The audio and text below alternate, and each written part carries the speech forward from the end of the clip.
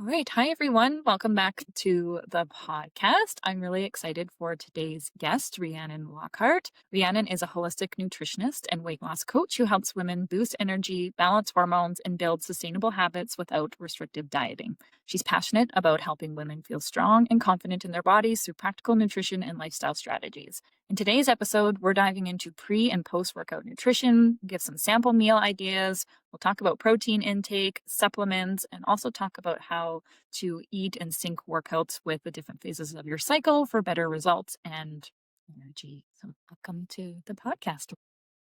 Thanks. Thanks for having me. I'm excited to chat today. Yeah, I know just before we jumped on, we were talking about I think this is such an important topic, and there's lots of buzz around what we should be eating pre and post workout. I know protein is like the buzzword of the last two years.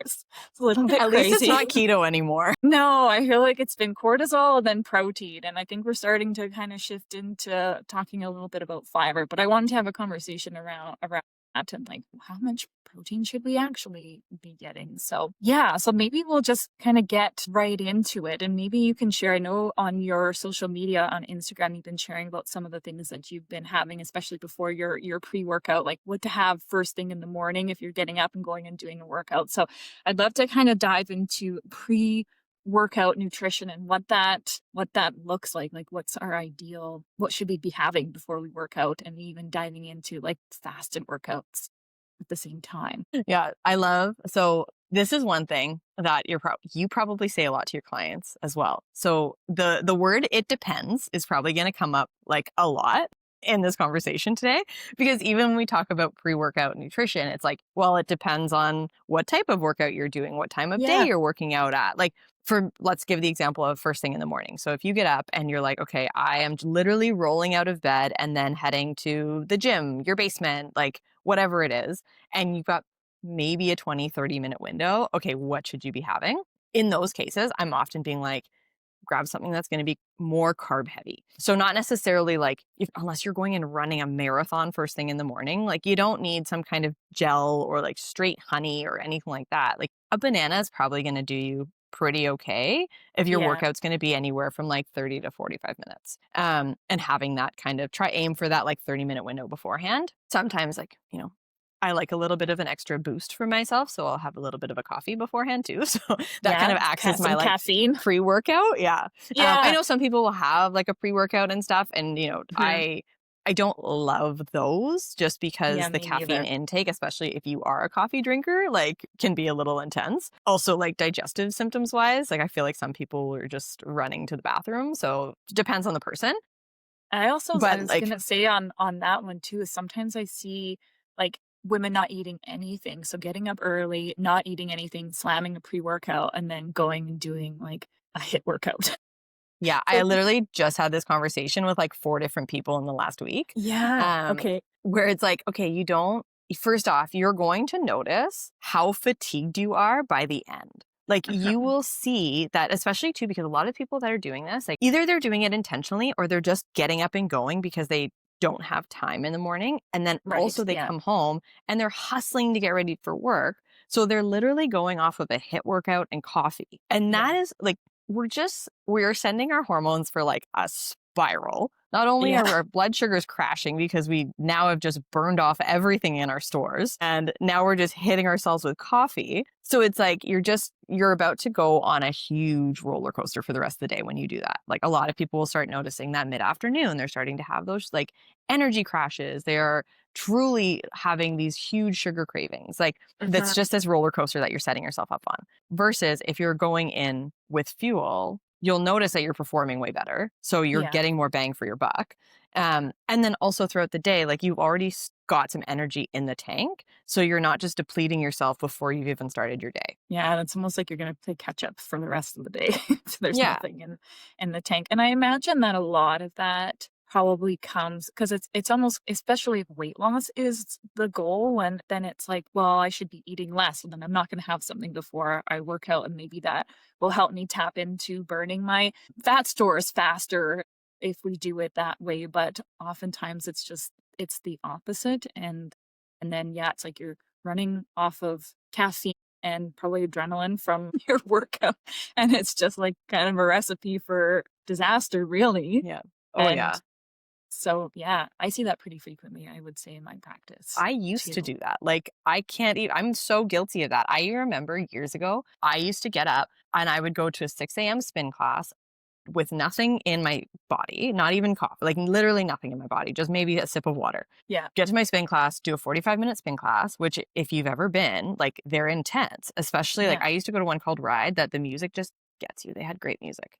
But you were at a club at like 6 in the morning. So already just from that alone, you have music blaring in your ears. You are doing a crazy hit workout. You're pushing your body. And then I'd leave and I'd walk around the corner and go to Starbucks and I'd get a grande blonde roast with some soy milk in it.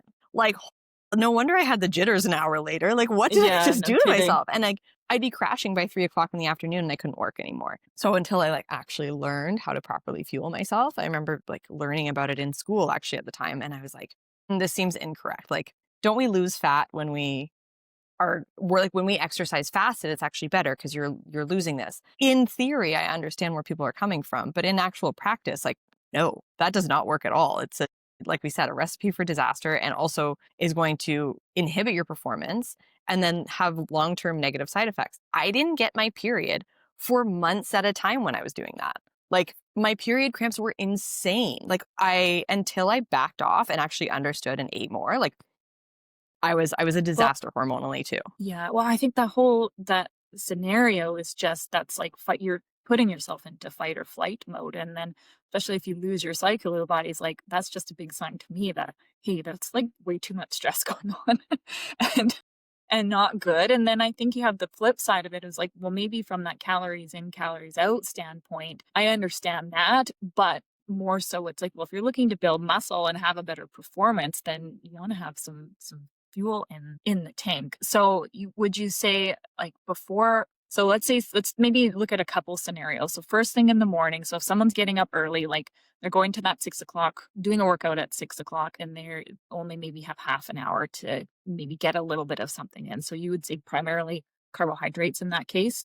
Yeah, if you can toss in a little bit of protein, great. Protein is going to make the most sense afterward for sure, especially if you are limited for time. But if you can get up and you have, let's say, you get up and you have 30 minutes beforehand, you actually have time to sit down. If you do like Greek yogurt with some fruit and maybe a little bit of granola, if that's your thing, great. Or if you can even pop in like a hard boiled egg and a piece of fruit, like those are easy and quick options, especially when you're on the go. So those are my typical like go-tos for people. I can't remember if I even mentioned this, like a protein shake, if you're that kind of person, having half of it before and half of it after, and making it really simple, like just carbs and protein, so that you actually are going to absorb it a little bit faster, and then Yeah. have some of that protein in there for kind of that recovery and building afterward. So you don't necessarily Fats, want to be like low if you're having a shake, let's say, you don't necessarily want to be adding like peanut butter and like a whole bunch of yeah, other things into it. That's like just protein and probably fruit, I guess. I yeah, like like banana. Even berries might have a little bit too much fiber, would you say? yeah, even just like not even enough like carbs in general to hit Okay, the yeah. goals. But I would because too, like when we're talking about fat is important. It is important that we're having it in our day. But when we're talking about using it for pre-workout, it's slowing down that digestion of our carbohydrates when we need that hit a little bit faster. So you're not going Yeah. to get the energy that you need until maybe later in your workout. And then all of a sudden you're like, okay, well now I don't need it anymore because I've just Right. finished. So you want it to fuel the entire workout. Yeah, okay.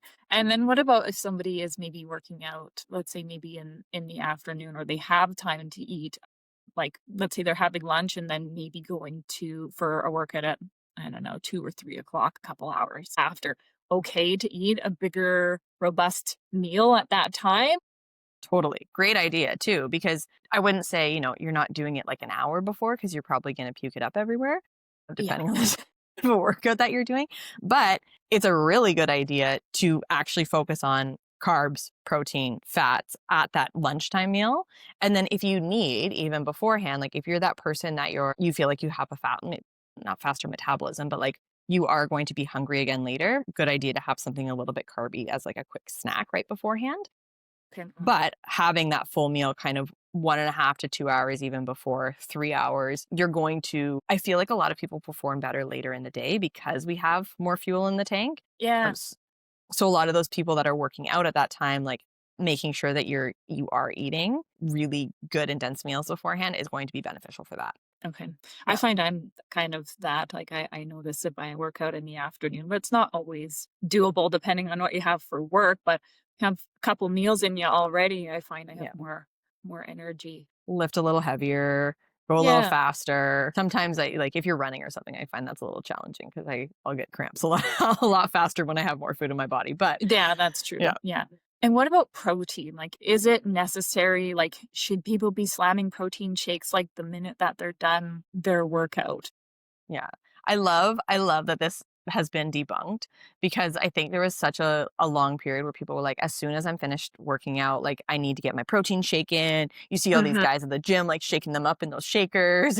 And you're like, Yeah. you don't actually like there is no 30-minute window after you've worked out. Like your body is still in that recovery build mode for hours later. So if ideally if you can get it in within that like kind of 1 hour post workout, that's great just because you have depleted quite a bit and then you are going to especially when we're talking like that blood sugar piece too, being Yeah. able to kind of refuel afterward will set you up for more success for the rest of the day, help with your energy levels throughout the day, help with your cravings throughout the day. But if you cannot for the first like 30 minutes, you're going to be totally fine. Like you will be okay and try to make sure that you are having a real meal, especially if you have only had a snack. So if you're waking up and you are eating a banana. So this is let me backtrack a little bit.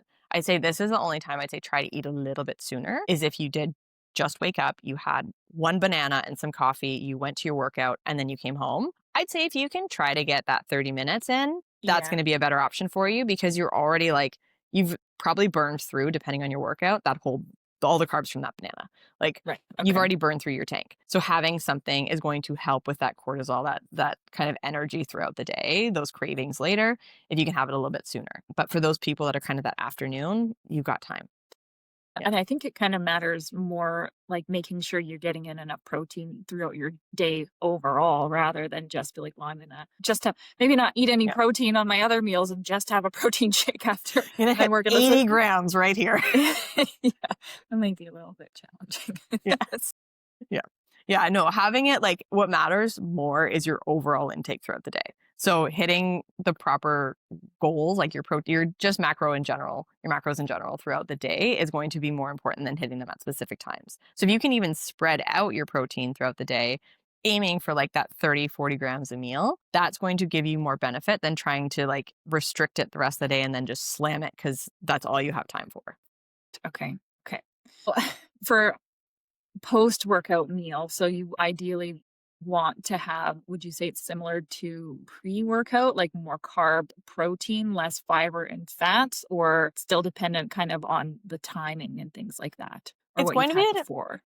dependent on the timing, but I do want people to have like lean into fats a little bit more after their workout because it's Okay. still like you don't need that carb hit right away. You are still going everything's going to digest a little bit slower, but having the fats in there is also like when we talked about blood sugar, it's going to slow down your digestion of everything. So let's say if you're having a smoothie afterward, having a small amount of like peanut butter in there is not going to be a terrible thing. Like that's when I want people to kind of focus on a true meal is Okay. after their workout, still leaning heavy into the protein or like if you just had lunch 2 hours before and you've still got like 2 hours till dinner and you are feeling a little hungry and you have like a banana and protein powder mixed together, that's not going to be the end of the world. But I'd say like if you're eating immediately afterward and you're having a meal, you can go all three, go for it.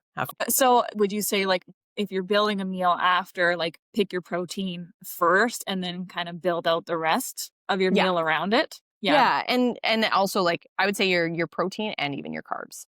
And your Um, carbs. Okay. Yeah, so even if you're choosing something like it can be like a fibery, like you can still choose something like quinoa or oats. Like those are still going to be great options for you to utilize because it is still going to be that little like a bit of a slower burn to sustain you for a longer period, but still give you the carbs that you need. Like I want people to remember that you do need carbs throughout your day because I feel like Okay, I'm we glad that you swung said that. so far the other way I'm glad that you at said one that point that people because are like, oh, no carbs all yeah. the time. Well, there's that fear like around carbs and I think especially for women and like our mental health, our hormone health, thyroid health, like so Mhm. important to have carbohydrates. And I always say it's not about like taking carbohydrates out, it's just picking better, making better choices and picking ones that have a little bit more fiber and nutrients in them, or pairing them with a protein and a fat to help mitigate that too. So I'm glad that you said that, because yeah, I get a lot of the fear around carbohydrates, and Yeah. it's like, no, ladies especially, Yeah, well, and we especially ones that need are it.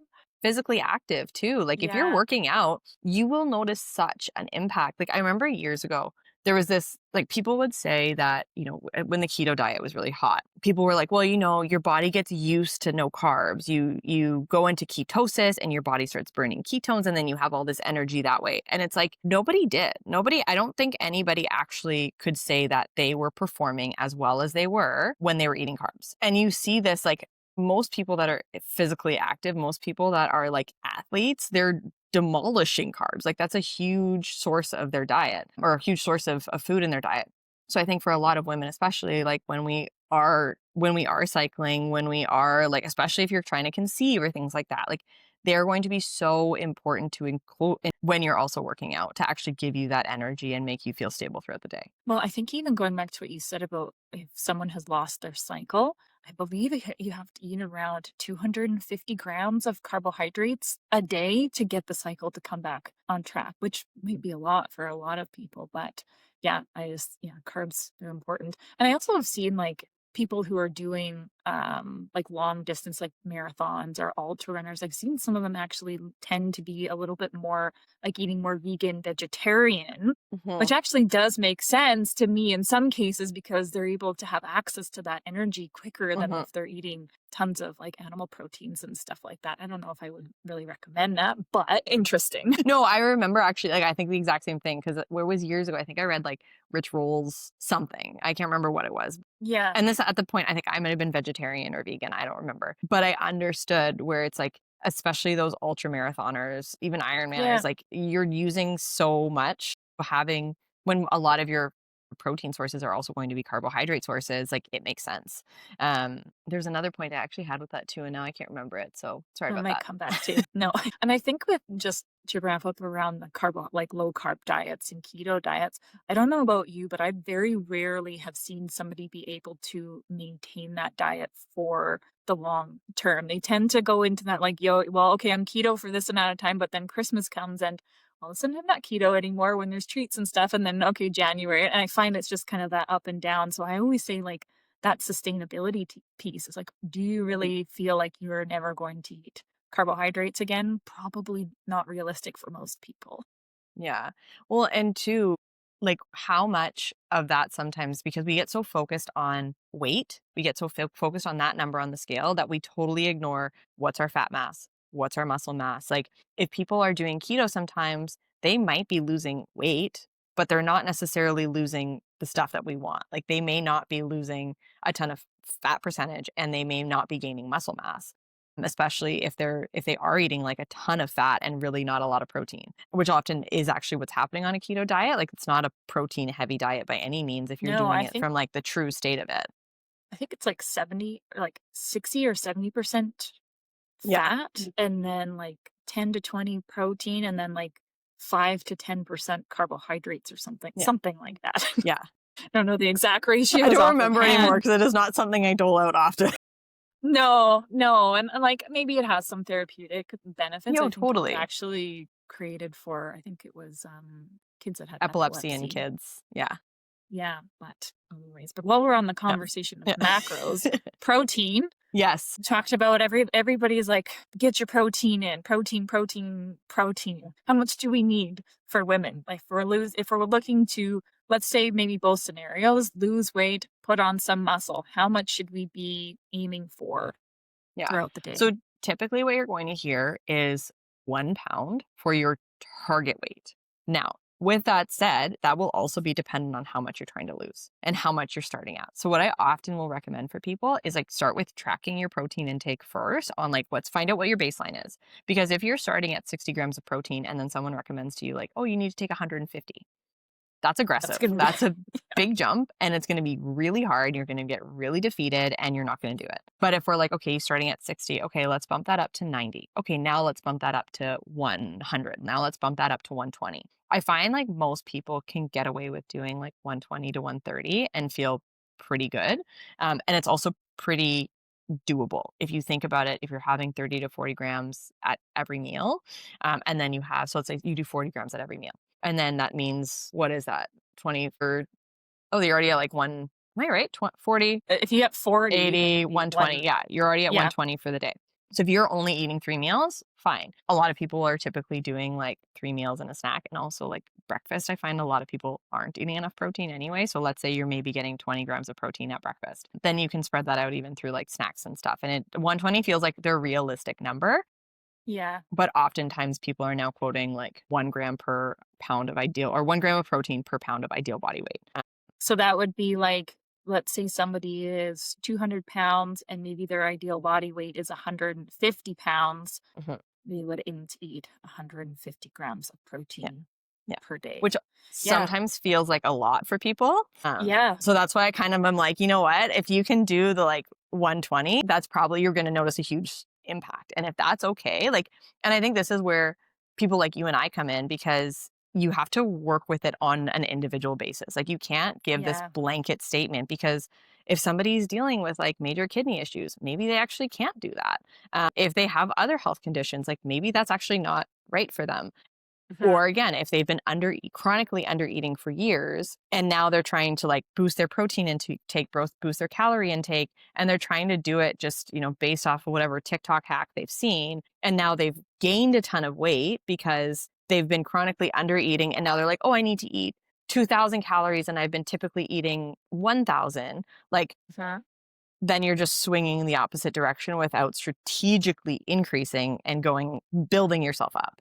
And the same thing goes with protein too. So if you're like chronically under eating protein, and then you're just swinging to that 150, not to say that like something bad's going to happen, but your body might not be cool with it right away. Right. So I want to actually, you had 3 points that I wanted to come back to. I think we'll start with the last one that you just mentioned. So somebody's wanting to, well, I think there's a couple of things there, because if you have somebody only eating 60 grams of protein, and let's say that their goal is weight loss, and then all of a sudden they're eating 120, like that's a lot more calories for one. And Mhm. so it might, I don't know if you ever get this, but sometimes I've had people be like, are you sure I'm allowed to, not allowed, but are you sure? I'm like, I feel like I'm eating I'm eating way more. And which I think sometimes what I'll come back to is like, it's kind of like you're almost eating more in order to eat less, in a sense, because protein is so satiating. So then you might not be as quick to grab like the cookies and the chips and the sweets and those more palatable foods that are easy to overdo. My other question for you, like around protein sources, what would you recommend? Kind of, what are the best forms of protein sources? Animal, plant-based, combination of them? Should everybody get a protein powder? Yeah. That's a great question. There's a couple of So I know you probably agree with me, and I might get some hate on this one, but I do find that animal sources are going to be some of the best, because they are going to give you all of the essential amino acids. They are going to be absorbed better for you. Like, it's just, and they're also, the one reason I also like them is when we're talking about like the overall macro piece. Like, if you are someone that is actually counting them, it's a little bit easier, because they're also typically like a protein. Like, that's what you're getting from them. With a lot of the vegan and vegetarian sources, it's also going to be a carbohydrate. And So if then someone's doing like beans and quinoa and stuff like that. it's going to be really easy to like maybe overload on the carbohydrates depending on what your needs are. Yeah. I do think that they are an essential part of our diet, because they are going to give you really important fiber. They are, which is necessary. I think like I don't remember if we were talking about this before, or if we have actually talked about this on the podcast itself. But like the conversation is kind of starting to swing to fiber a little bit too, Yeah. especially online. And I do think we've chronically been under eating fiber for like years, because people, especially when we talk about like Atkins and those kind of things, like people are avoiding it. And there's certain ones that a lot of people have sensitivities to. So they're not eating a vast amount of fiber. Yeah. And I feel like I see some of them and it's like the only thing that they care about is protein. So it's like we're doing protein shakes in the coffee, we're doing a protein bar multiple Yeah. times a day. Like it's just, yeah, it's kind of almost like too much, almost processed Yeah. protein, and then no emphasis on like a lot of the meals are there's no color, there's no vegetables, there's no diversity in there. So I'm like, I think when we just like pick one macronutrient and like that's the only thing that matters, it's like we're missing the bigger picture Yeah. there. And that is what matters the most is like you are getting everything on your plate. You do want to make sure that Mhm. you're including all the things. And like you just said, we always focus on this like one macronutrient. Like if you think about it, even when keto was happening, fat was the huge focus. Yeah. Low carb. Carb was the focus of like avoiding it in general. Now it's protein. Now it's going to be fiber. Like, and I know fiber is like a part of a macronutrient, but there's always these like singular food groups that we're talking about. Like even I remember when superfoods were a thing and Yeah. specific food items would all of a sudden have the limelight. Like it was like blueberries are going to cure you. And it's like, okay, no. No, So I think like everything, unfortunately. like something is always sensationalized as like the thing that's going to fix you. And I think that's what everybody wants. They just want one thing that's going to fix them. And kind of going even back to what you mentioned about the like what I eat in a days and then the question before that I totally lost the plot on with like the protein powder piece too is when we become so fixated on it, we're constantly searching for easy ways to get this in. Like Yeah. first and foremost should always be whole foods. Yes. That is going to be better for your body. You're putting in less like chemicals, you're putting in less ingredients that we don't really know. Like, first and foremost, real food. Secondary, you're looking for a protein powder that's going to be a better for you protein powder. We can kind of get into that if we want as well. Yeah, I wanted to save that one for when we talk about supplements because that's probably the number one question I get asked is like, what protein powder do you recommend?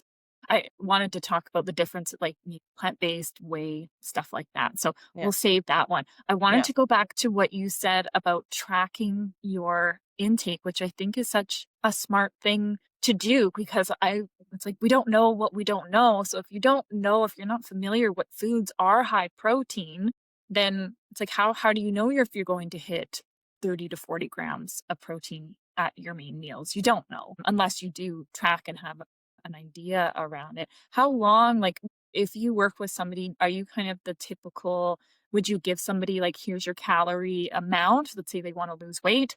Here's a calorie amount to aim for. Here's the macros. Or would you more so like, let's just maybe track, see where we're standing first and then make some adjustments? Or how do you approach tracking in your practice?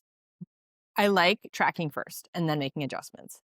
Okay. I will. So I'll give an example. Actually, the past couple of weeks, I've been seeing some people that are doing a specific challenge with like a studio that I'm working with right now, a fitness studio, and they're all doing these like full body scans. So they're getting to know what their body fat percentage is, their muscle mass, their total weight, their BMI, which I don't know. We don't need that one. And that's Yeah. a conversation for another day.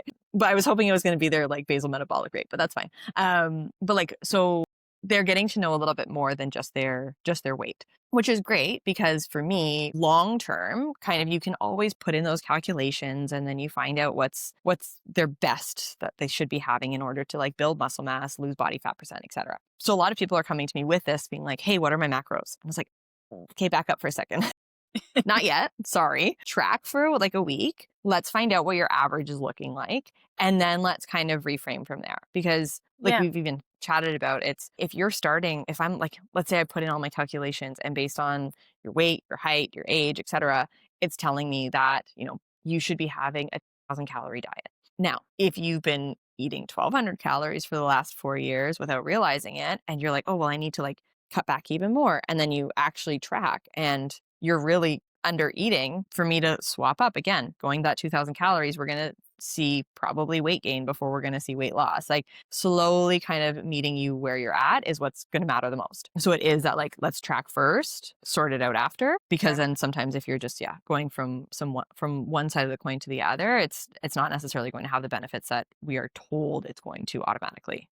And I think it also depends on other things too. Like I always take into consideration like people's relationship to food. Sometimes tracking can be a little bit scary and Mhm, confronting, but I sometimes say like take the judgment out of it and mhm. just use it for information. Like I said, you don't know what you don't know. So if we don't Yeah. know how much we're roughly consuming, we don't know what foods have high sources of or good sources of protein and carbs and fats. I think it does teach you a lot about nutrition in that standpoint. And then like, you're not gonna do it forever. It's just like Mhm. a short learning period. I feel like so many people have said to me recently how tracking has actually helped them understand food more Mhm. and given them Yeah, a lot more freedom with what they're eating. Because typically they would kind of go, okay, like let's say I'm eating out, I'm going to get this salad and I'm going to get a chicken breast on it. But then when they've actually kind of looked at their macronutrient intake and they're realizing that, oh, like I do have a bit more wiggle room some days. I can go get the chicken fingers or I can get the burger with the bun on it. Like it gives them more food freedom versus consistently being in this diet mentality. And like yeah, I need to eat as little as possible and then realizing like, no, I can fill my plate. Like I could have this entire plate of food right now and lose all the guilt around it. So I think it for some people can actually remove the guilt and shame around food and diet by tracking for a little while. And then even like, let's say they do the tracking just for information purposes. And then you start kind of refining yeah, you know what, like maybe actually let's try, having some macro goals. Like, is that something you're comfortable with? If we are comfortable with that and we want to try hitting it again, like you're typically, I find a lot of my client base, I'm actually increasing what they're taking in to begin with. oh, okay, interesting. And that Goes against does, everything we've been told. Eat less, eat yeah. less, eat less. Exactly, and then all of a For sudden, weight again, loss it's that, anyways. mind-blowing, like, "Oh, I can feel full, that's okay. I didn't know that." Like, I thought I was just supposed to feel hungry all the time and be craving and be Right. peckish and opening the fridge after dinner and looking for, like, whatever kids' leftover snacks that I have. Like, it's yeah, it gives a lot of information, I think, for people, um, that they didn't know they needed. Yeah. I mean that like I didn't have a very good relationship with food like in my 20s and actually I followed if it fits your macros, which was like you can eat whatever you want as long as you hit your macro intake. Not like I mean not always like the best because you'd have people Yeah, eating junk food and stuff like that. But it did teach me like, oh, if I have yeah, some of these fun foods, like it's not going to like there are bigger things that matter as like, if I'm staying within my deficit or whatever or my maintenance calories like that's not going to I used to be like well that food is bad and if I eat those chicken fingers or chocolate immediately it's going to make me gain weight which is not yeah. true No, so it's like that mindset shift I think has to change a little bit especially around just that driving home of like well if weight loss is your goal eat less and just what you said like we have to be hungry and starving and thinking about food all the time it's like absolutely not totally. Yeah, you don't need to at all. no. It's not fun. No, no, and I also think that that takes up like, I think about how much mental space that takes up when you're constantly focused on dieting in your body and thinking about food all the time, and, like, your whole world just revolves around weight loss, and I sometimes I'm like, "Man, there's so many other things that we could be" like, of course, we wanna feel healthy and good, but I sometimes even say, like, take the emphasis off of weight loss sometimes and focus on having more energy, building some good muscle, and then sometimes the weight will follow. Oh yeah. Well, I remember when I actually started eating more protein, I also definitely had some like food insecurities throughout my 20s.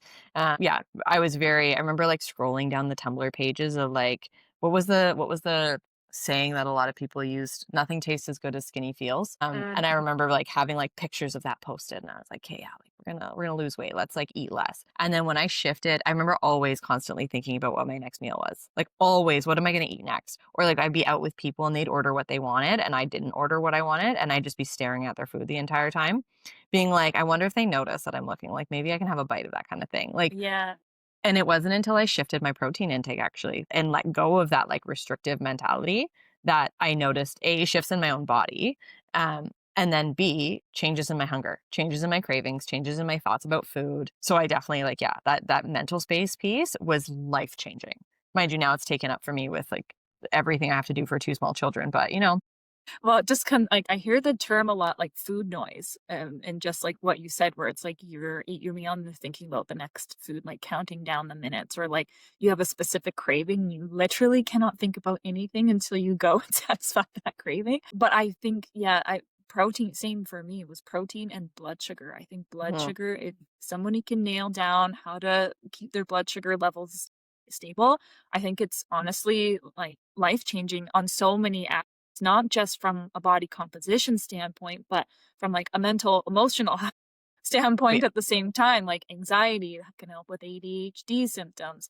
If you're someone that gets lots of cravings, energy, like binge eating, there's so many things, hormone health too, right? So I'm like, if you can figure that out, eat protein, fiber, fats at your main meals. And I think in some cases is almost like simplifying stuff a little bit. I feel like sometimes we've complicated nutrition Oh, almost yeah. maybe a little bit too much. Oh, yeah. There's too much honestly, I feel like there's too much information.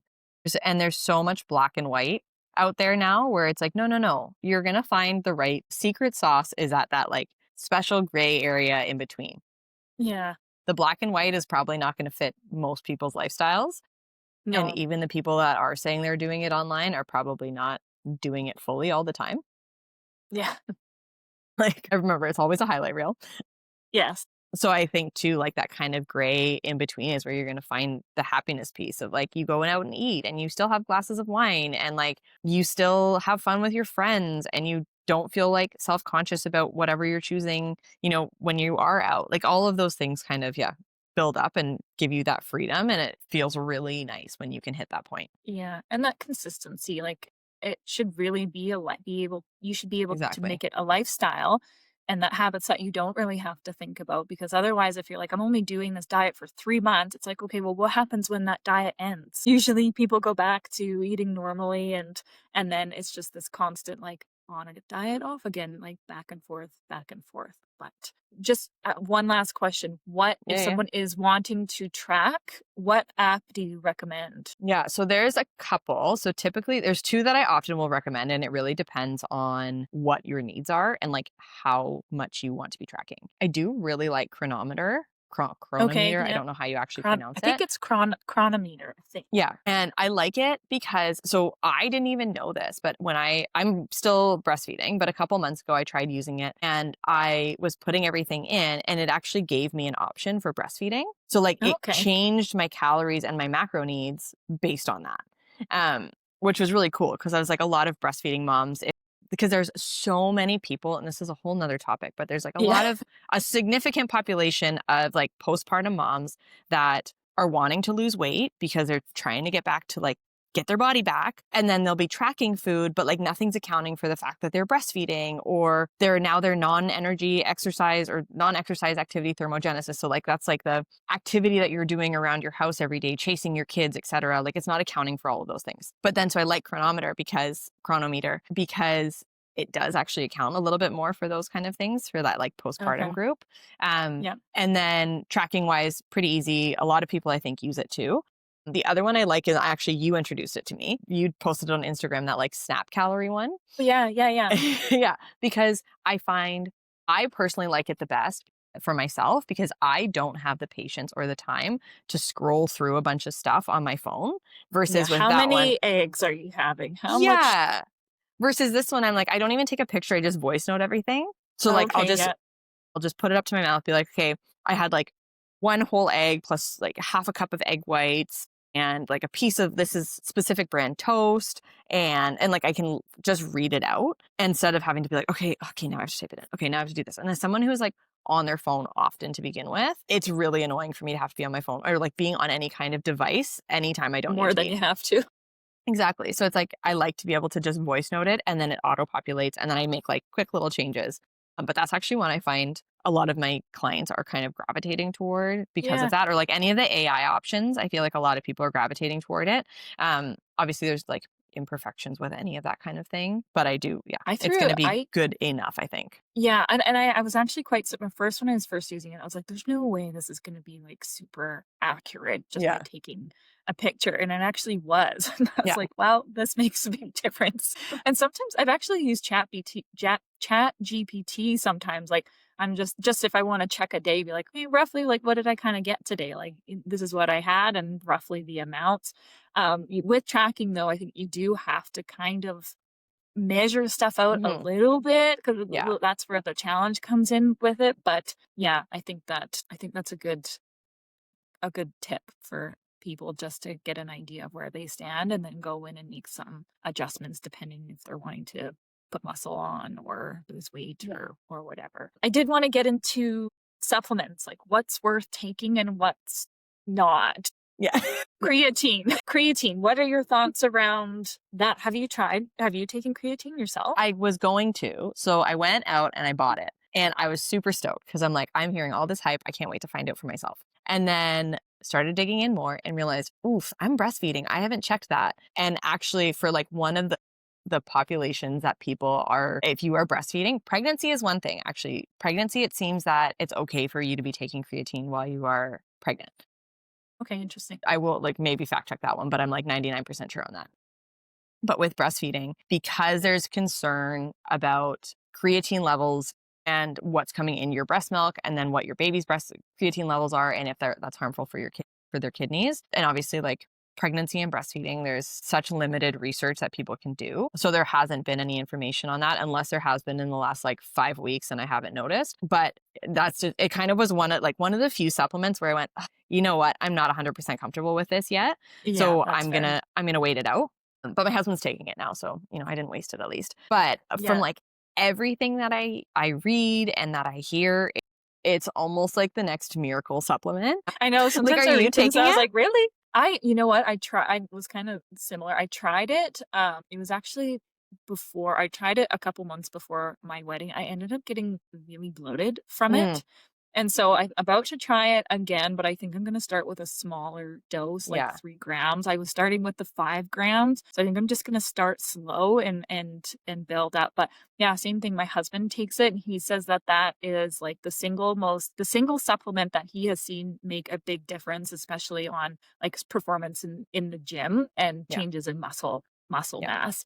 But there's some pretty good benefits around cognitive health, which I think are almost more intriguing to me yeah, than putting like I think I read something that like if you're sleep deprived taking, but I think it's high doses. I wanted to say it was like 15 grams, which is pretty high yeah. for creatine. If you had a bad sleep the night before, taking creatine the next day can help with cognitive function. Yeah. Well, and I think that's why so many women are starting to gravitate toward it more too, because like, and especially because I feel like the major population that I hear talking about it the most are kind of that like perimenopause grouping. And a lot of that, like, think about the cognitive function through perimenopause and how your hormones are starting to go chaotic. And like, people are experiencing way more brain fog than they ever have in the past. And they're seeing benefits because of that.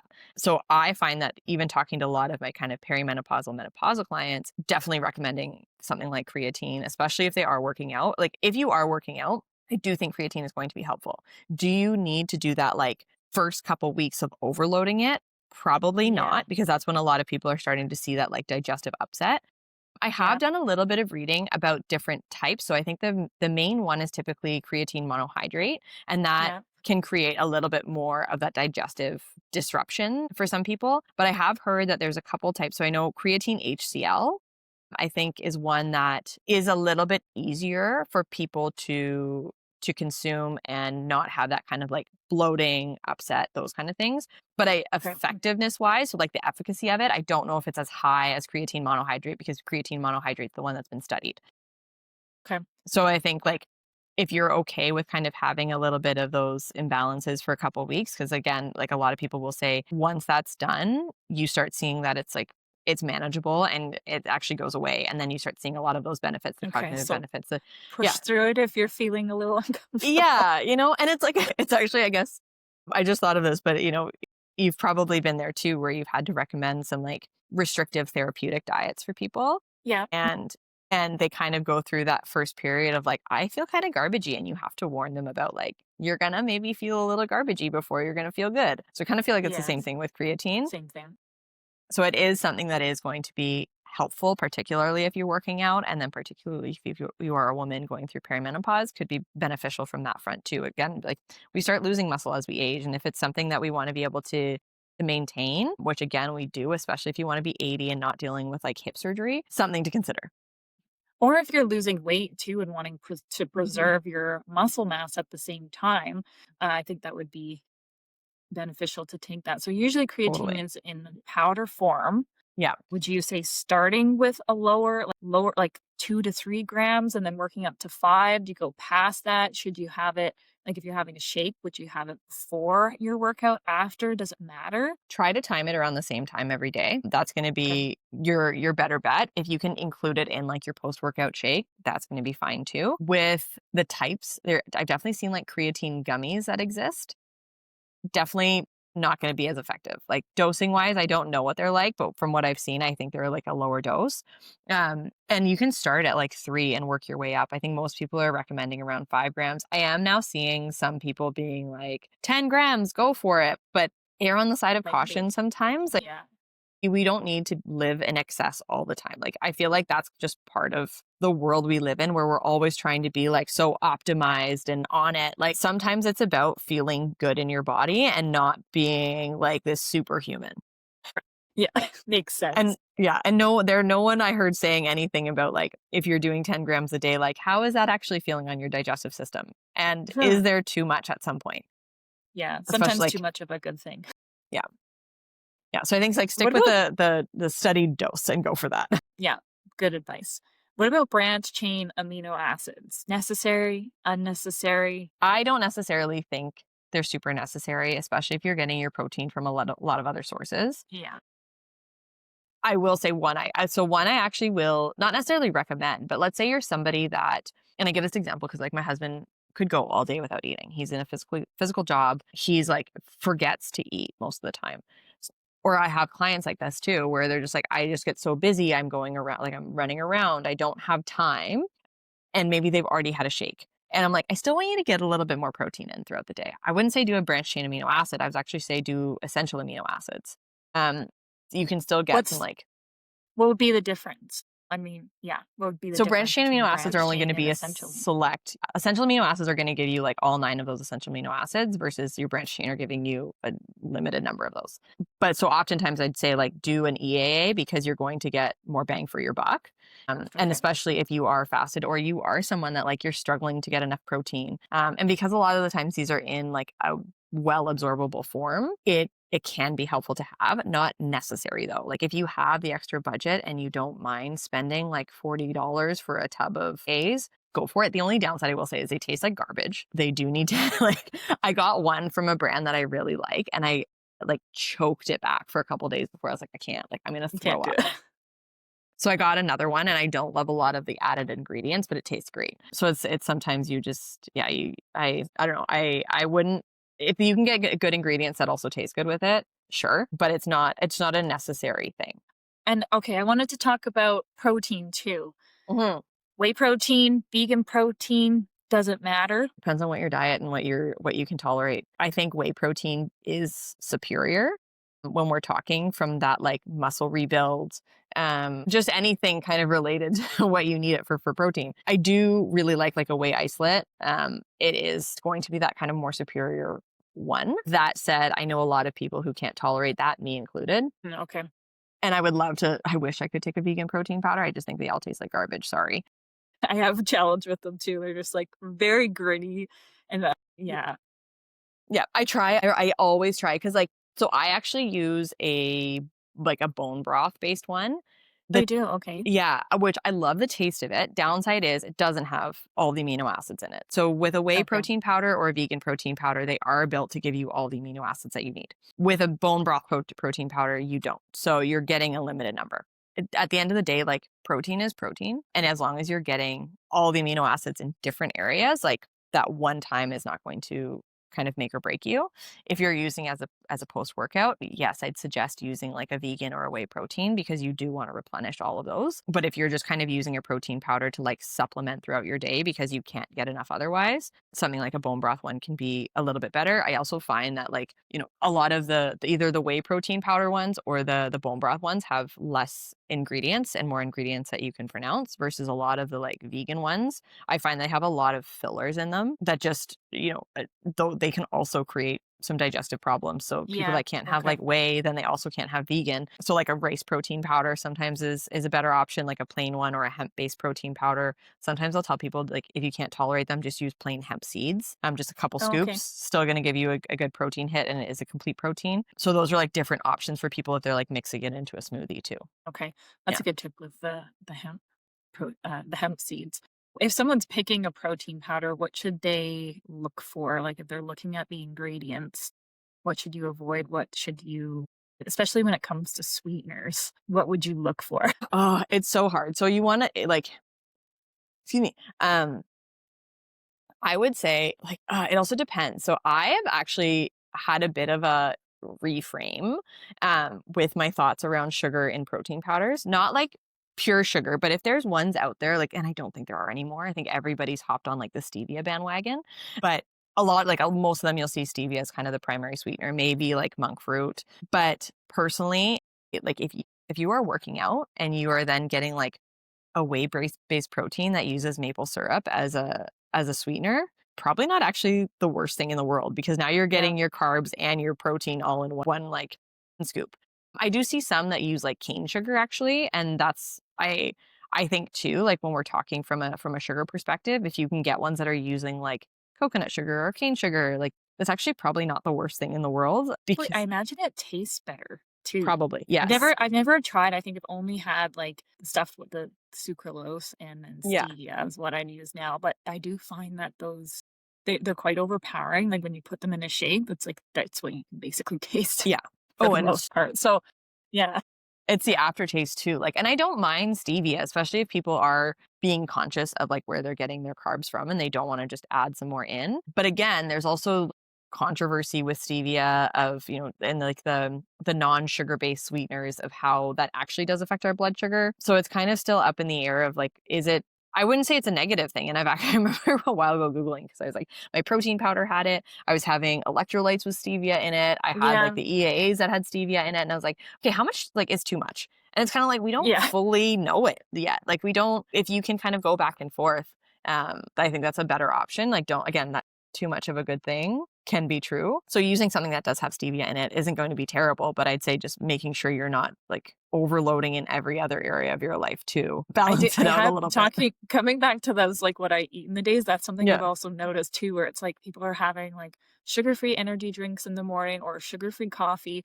and then putting sugar-free protein shake into the coffee and more sugar-free stuff, sugar-free protein bars all day long, and I'm like, "Okay," like, Yeah. a little bit too much of a good thing maybe, or maybe that's not even the right word, like, just too Yeah. much of it, I think. It's like, Yeah. yeah, we don't really And know I don't really how it's necessarily think it's influencing.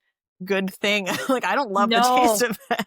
No, me neither. So, and is it okay if somebody wants to have a shake every single day if they wanted to? And we talked about having more whole foods, but if someone's struggling to get that protein in, is it okay to just supplement with a protein powder if they need Yeah. to? Yeah. I find that, especially if you're doing something like a whey-based protein, because the ingredients are typically a lot more minimal, like a whey-based isolate too. Even especially like if you can get a grass-fed whey, those are going to be like the more ideal as well. But having that every day is going to probably be more beneficial when we're talking about things like cravings, blood sugar balance, etc. If your other option is going to be I'm running to McDonald's, like yeah, the protein powder is going to be your better option mixed with like real whole foods. Because aside from that, you're typically adding in things that are going to have high fiber. My typical smoothie these days is like a protein powder, some chia seeds, some nut butter, and that depends on the nut butter. What else do I put in? Berries. I don't know. I've really been turned off bananas lately in a smoothie. I don't know what happened, but that used to be my go-to. Berries and then like spinach. So not only am I getting like a ton of other whole foods and antioxidants, etc., and then my protein intake, like it's going to be better than the alternative of me either not eating and running out the Right. door or picking up something that probably also isn't great. Like so you weigh your options there. Right.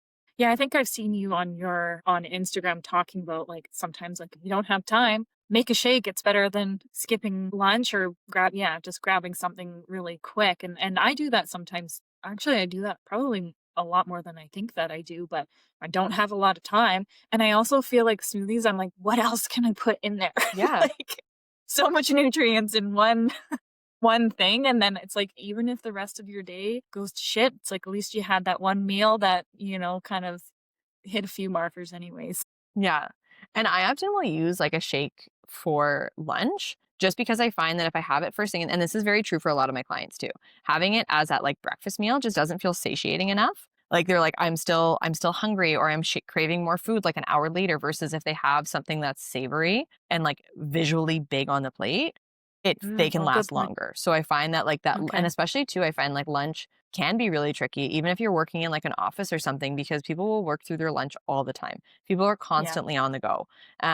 So having that time is always really beneficial for them. Yeah. Or sometimes I see, like, especially if you haven't prepped anything, and I'm like, that might be, it's almost like you're swapping lunch Yeah. and breakfast sometimes, like having, like eating something more savory and then maybe you take a shake with you to work or something like Yeah, that. Or even like a yogurt bowl mixed with protein and layer some stuff on it. Sometimes that's an easy thing if someone's short on time but still wants to have a exactly. protein rich meal Yeah. at, yeah.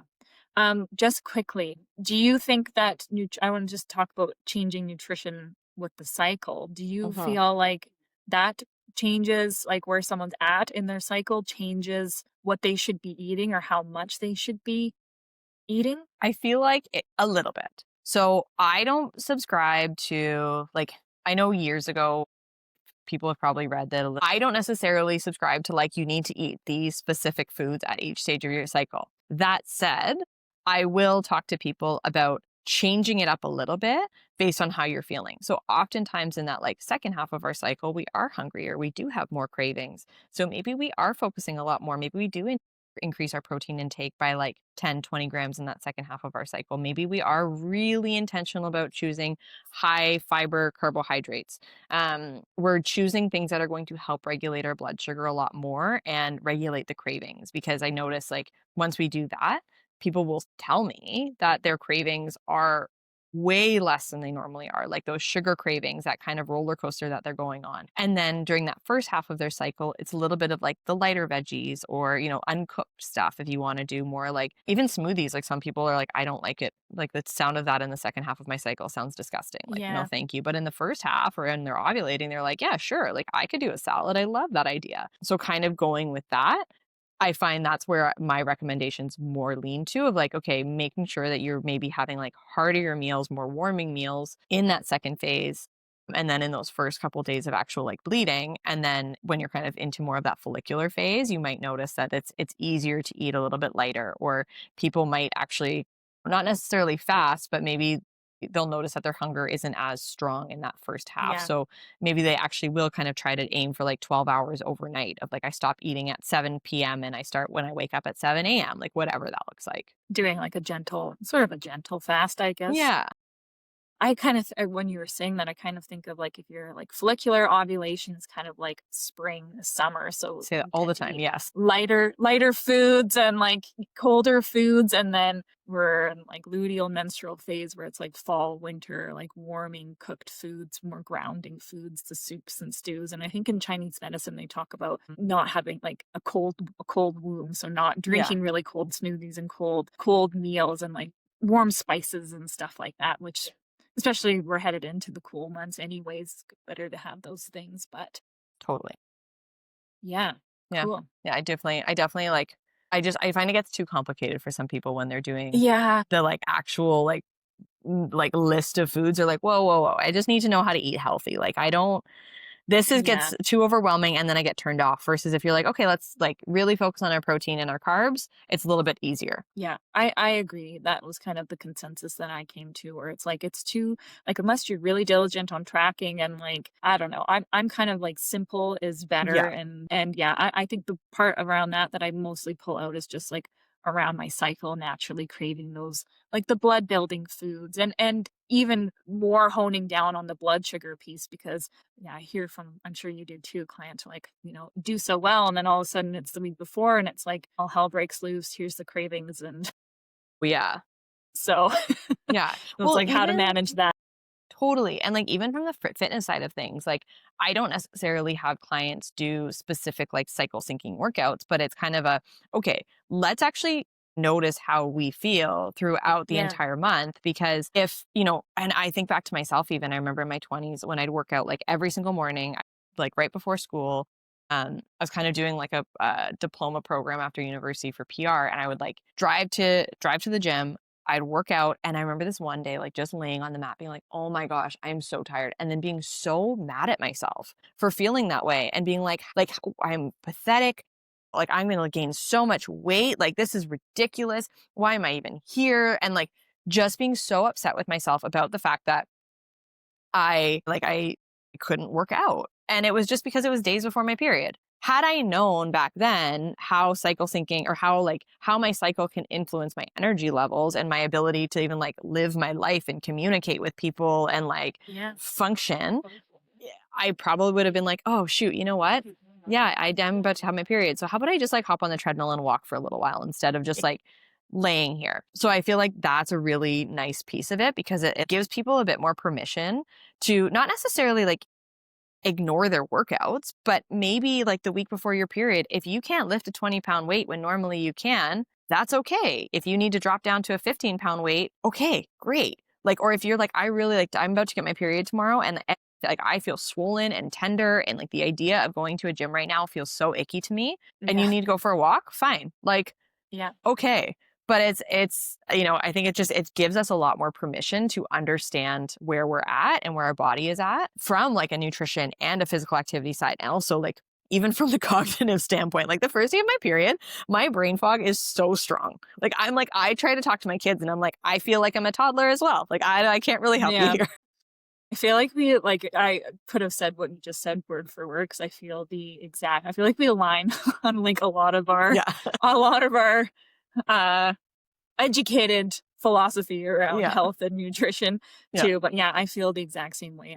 I felt like understanding that helped me to be more consistent too. And Hmm. just what you said, it's not like beating the crap out of yourself when you can't. You had a workout scheduled and it was leg day and you can get through it. It's like, hey, you can still get some movement in, but maybe it is just a walk and maybe doing some stretching. And you know what? In 1 or 2 days, when my energy's good, we'll have a good Yeah. workout then. And yeah, I find it just helped me to be a lot more consistent and compassionate. And then when you understand your body too, I think it's such a superpower for a woman to understand her cycle and know what's kind of happening in the Oh yeah. body and to honor those things too. So yeah, I think yeah, we could probably have a whole podcast around cycle stuff. But How many times have we said that this conversation? Oh, but this is a whole yeah, other conversation to have. yeah.